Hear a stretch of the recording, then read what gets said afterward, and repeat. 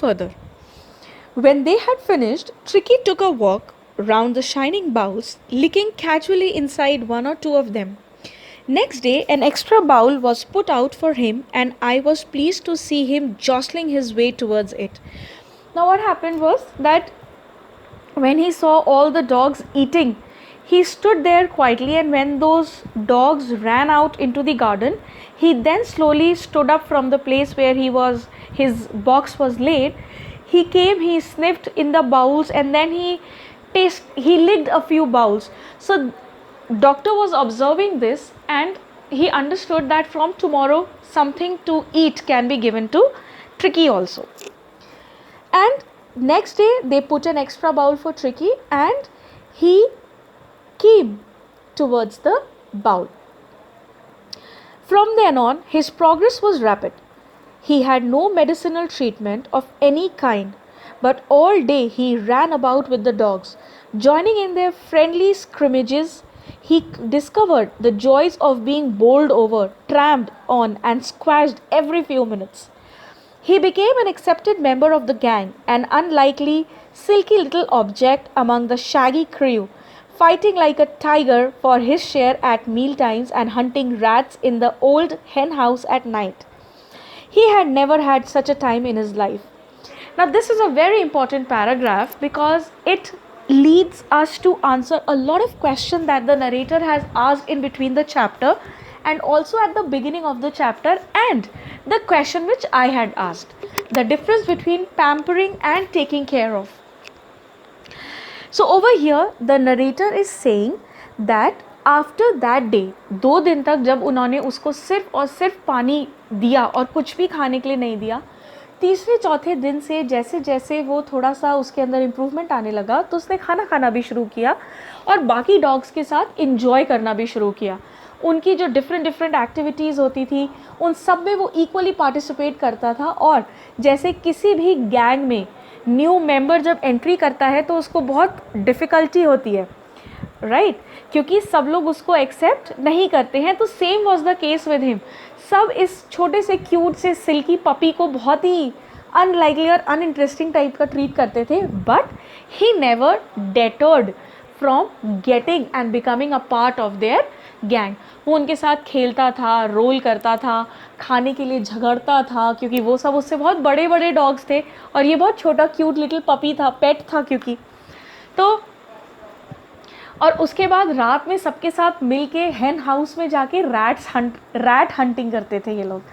तो और ये एक बहुत ही एक अमीर लोगों के घर में रहने वाला, बड़ी नज़ाकत के साथ रहने वाला एक छोटा सा पपी था.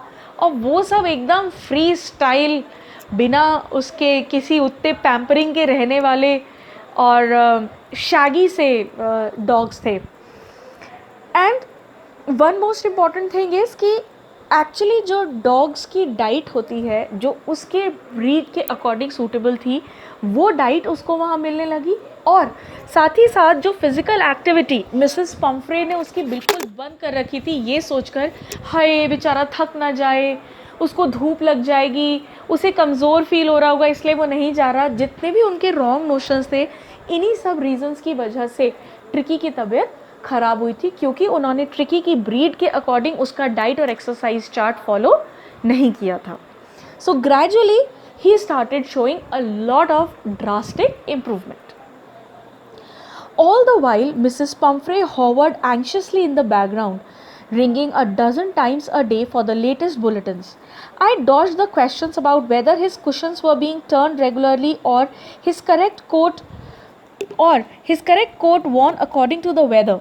But I was able to tell her that the little fellow was out of danger and convalescing rapidly. और उन्होंने इसी बीच में एक तरफ तो ये सब चल रहा था और दूसरी तरफ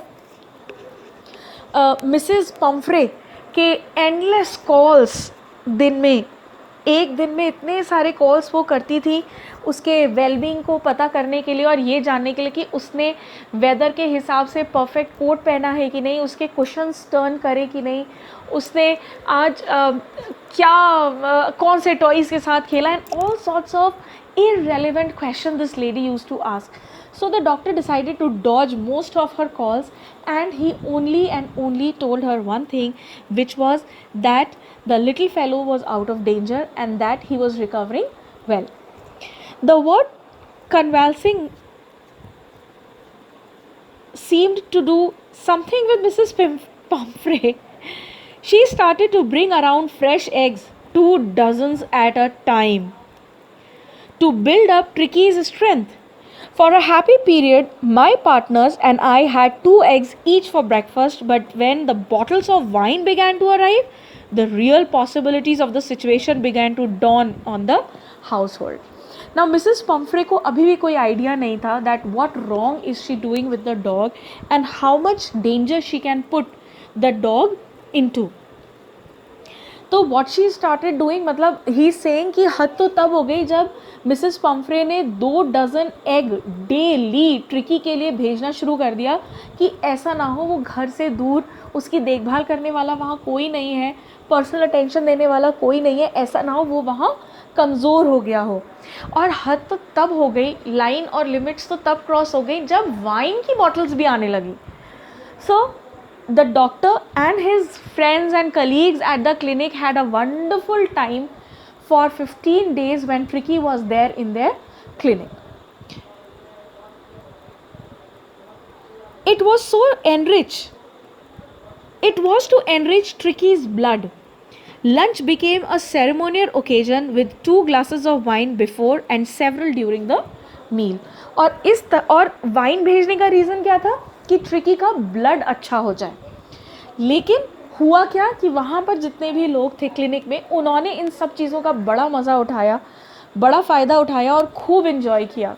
उनका अब लंच और मील, जो बाकी के मील्स थे वो बड़े इंटरेस्टिंग हो गए.